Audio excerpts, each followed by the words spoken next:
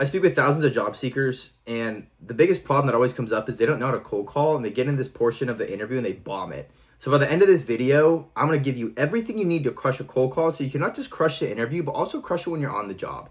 My name is Lucas. 3 years ago, I was working in warehouses. I had no college degree, and I managed to break into tech somehow. And now I'm an account executive at Salesforce, my dream job. So listen up, and in 3 years from now, you'll probably be in my seat.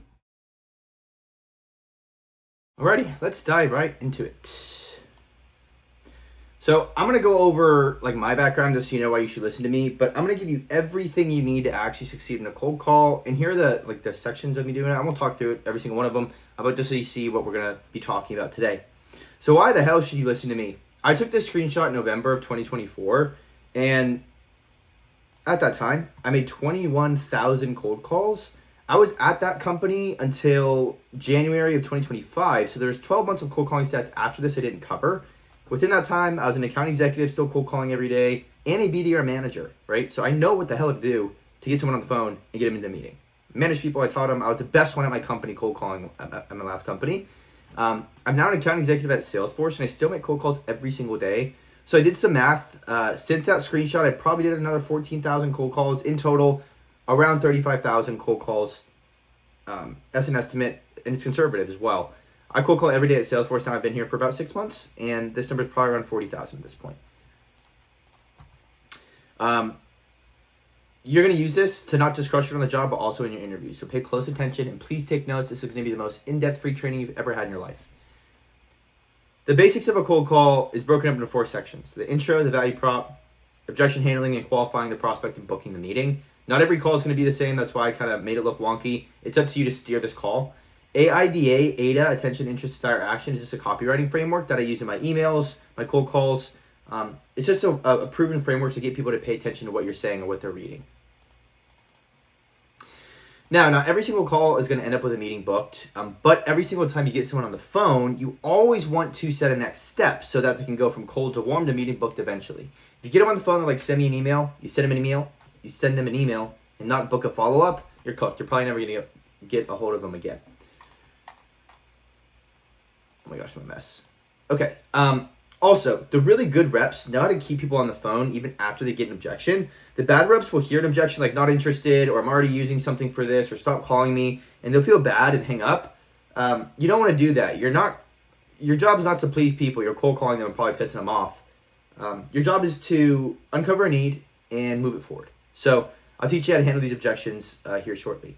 Now, every single time you cold call somebody, their office line, if it's the CEO or something, it will never go straight to their phone. They're going to have an assistant that fields it for you or for them. And their job is to prevent salespeople from calling them, to save their time on their calendar. And it's really hard to get past them.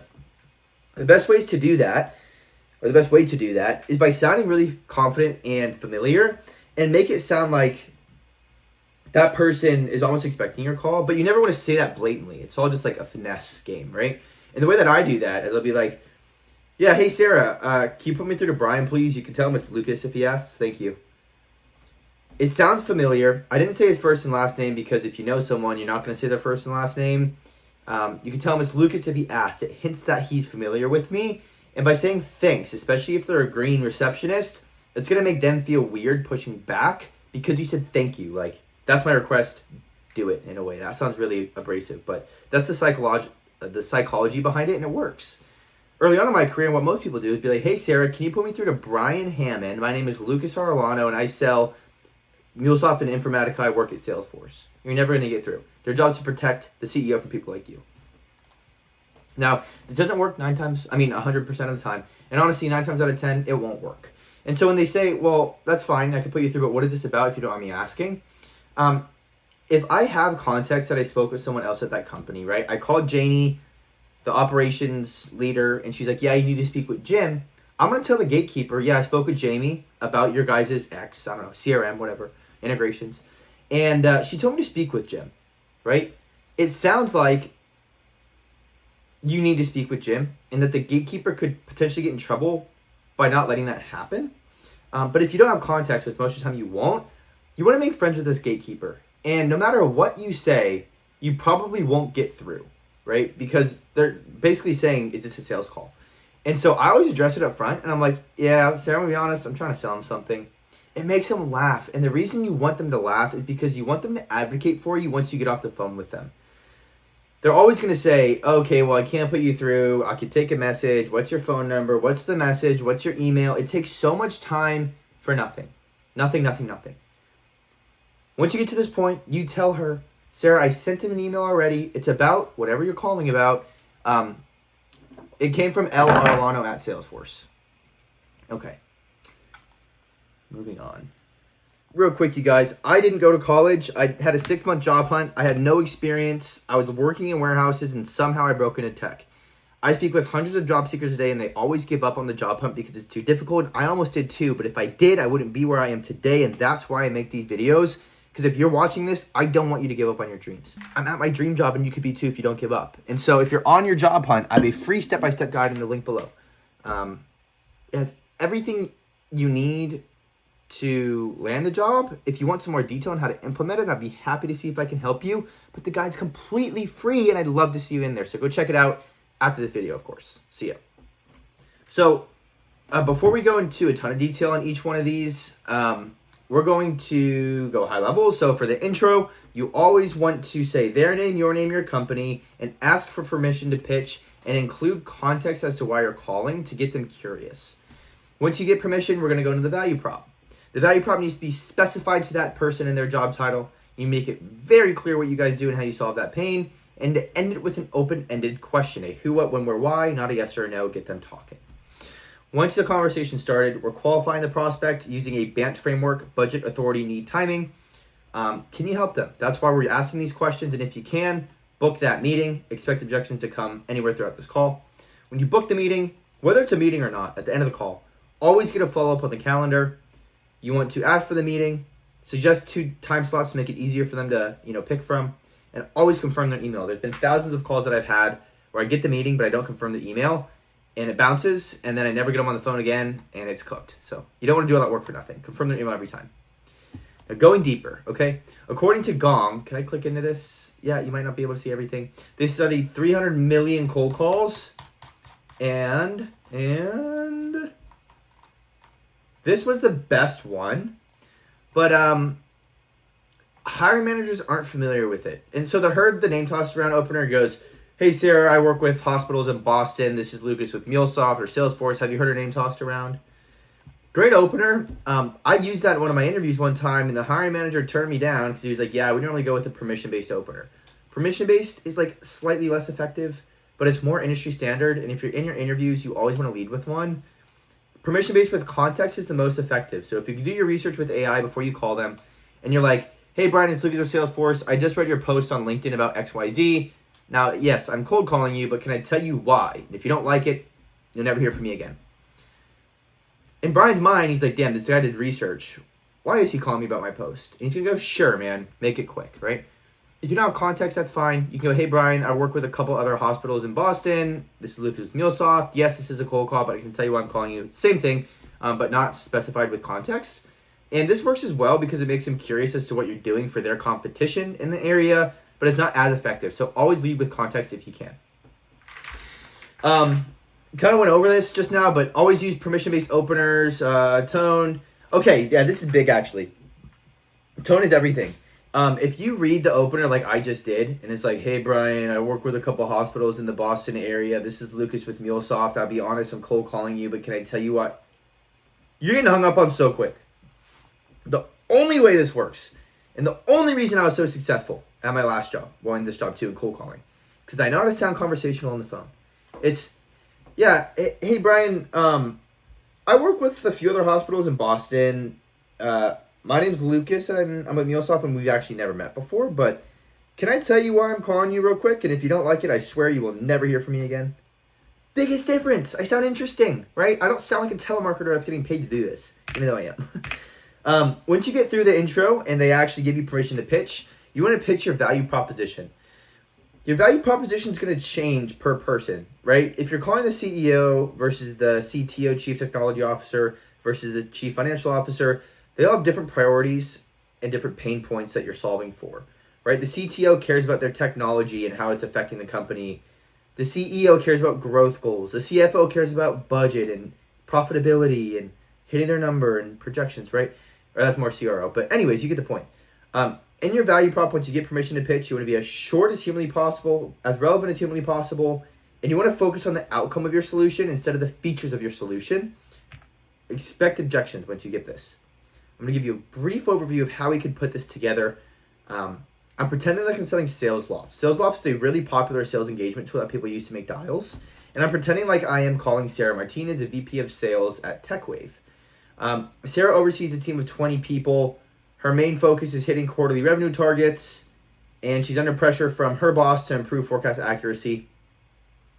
My intent signal that I'm going to use in my context is that she recently expanded her team, and the pain points for VP of Sales, and I know this because I do my research and I call them every day, is that they typically have an unpredictable pipeline visibility and they miss their forecasts. This is what I'm trying to solve for, what I'm trying to uncover to see if they have.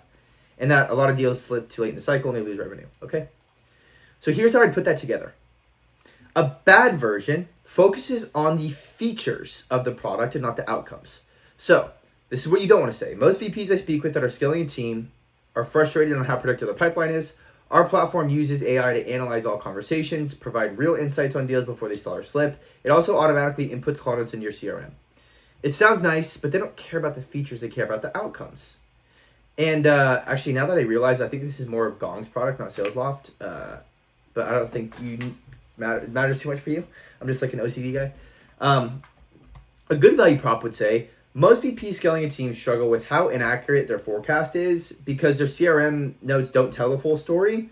Our AI automatically analyzes every sales conversation and logs the notes for you so that you can spot the risk in deals before it's too late, and your forecast is more accurate, and it's based on real data, not on what sales reps feel in their gut. Right? So I did have one line on what we do, but I focused on the outcome of the solution. And then I'm going to end in an open-ended question, trying to see if they have the pain. And it might be like, how accurate do you feel your forecast is right now?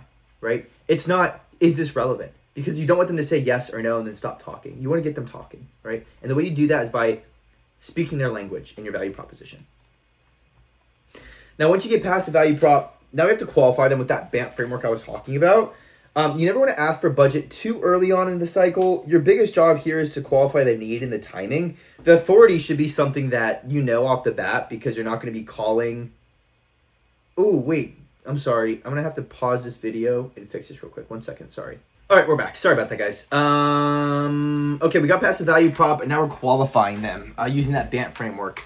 You never want to ask for budget too soon, as I mentioned, because you might scare them off if like how much money you have to spend on this. But need and timing are the ones you want to focus on the most. Authority, you're going to know if they have authority because you're probably calling someone with authority, like a CEO or something. But if it's a bigger company, you're gonna call people that are lower on the chain because they're easier to get a hold of, and that's where you ask these authority questions.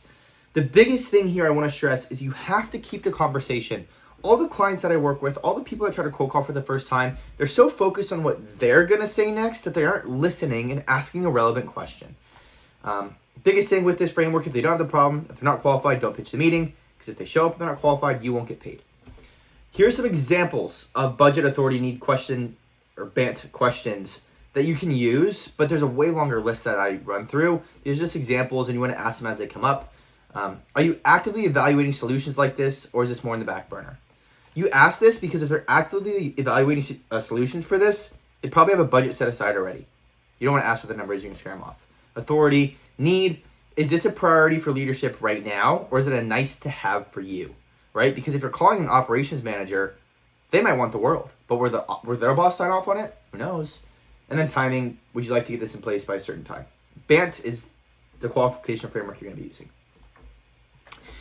I covered this earlier, and I'm not going to spend too much time here, but when you book the meeting, there's 2 or maybe 3 things you always want to do.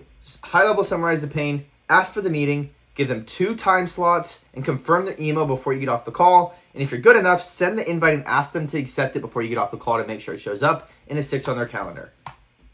Objection handling framework.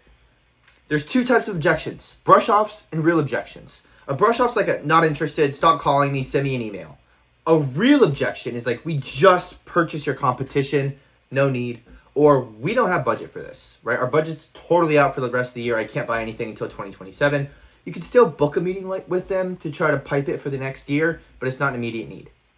Your goal is to uncover the brush-offs to either get them into a meeting and qualify them or disqualify them. And the way you do that is you break down their wall, you give them what they want, and then rephrase the ask. So if they say not interested, and you're like, why aren't you interested? You're not going to get the meeting. But if they say I'm not interested, and you say, look, man, I get it. I'd probably say the same thing if I got a cold call. I'm breaking down the wall. I'm giving them what they want. I'm sympathizing with them. Sympathizing? Yeah, I think so. And then I'm rephrasing the ask. After I say that, I'm like, just so I know, man, and nobody else will call you, give them what they want. I'm going to put in a note. Are you not interested because you already have this solved for, or you just hate cold calls? Doesn't matter what the end questions are, but you're rephrasing the ask to push the conversation forward. An example of this is when someone says, send me an email.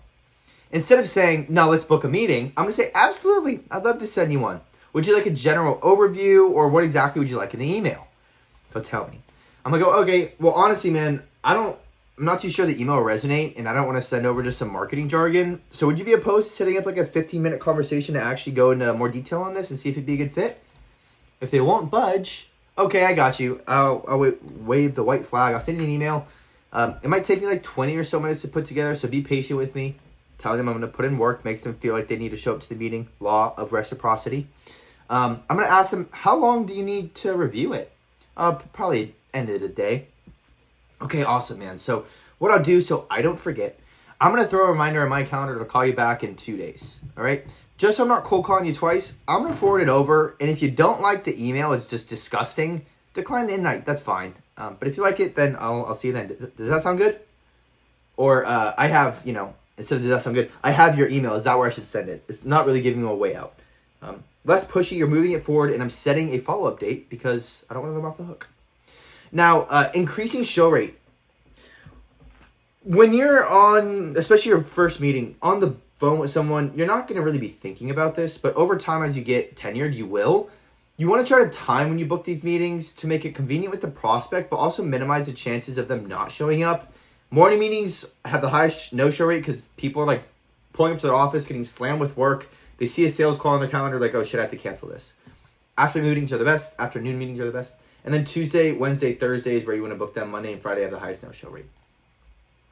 Now, when you're cold calling, there are better times to call people. And I would always try to time my calls to catch the prospect in their time zone at 4 to 5 p.m. or 10 to 11 a.m. If you are out of people to call, or like you have 100 people and only 10 of them are in the right time zone and you're in a cold calling block, don't use that as an excuse not to call today. You still want to call through everyone. Just do your best to time it, because if you call 100 people and you have a 20% pickup rate, I'll go into metrics in a second, that means 20 people picked up because you called them at the right time. But if you called 100 people at 2 to 3 p.m., your pickup rate might be 10%. Only 10 people picked up. You're going to double the amount of meetings that you book by calling at the right times. That was an example. Don't let me tell you that. So the cold calling metrics and ratios are huge because this is how you'll measure your success on the job. Call answer rate, I just talked about how many people are picking up that you're calling. If you have a low ratio, it means 1, your number is showing up in spam. 2, you're prospecting people with poor contact info. And 3, it helps you measure what times of the day are actually better for calling people. So you want an A/B test, right? On the right side, you can see how you actually get this number. Call to meeting ratio is probably the most important one to track. It's how many people are you booking a meeting with from the people that you call. It helps you see if you're improving. And if your call to meeting ratio is low, then there's something that you need to fix on the call or before the call. Maybe you have a poor list. Conversation to meeting shows how effective you are. So there's actually call to conversation. So how many people pick up and let you talk? That's a conversation. Conversation to meeting shows how good are you at objection handling and actually closing and pitching. Biggest thing is you guys don't want to overqualify. I should have said this on this slide. You don't want to overqualify people. Oh God, that was a long time ago. Because your job is not to sell them on the call. Your job is to book the meeting and see if they have the need. So if any of this resonates and you're on your job hunt right now, trying to figure out cold calling, there's a community and link below. It has like 1,500 people in there. Has a full step-by-step guide on what I did to break into tech. I didn't go to college or have any experience, and I'm an AE at Salesforce. Tons of people have used this to leverage jobs. I'd love to see you in there. Thanks for watching, and God bless you.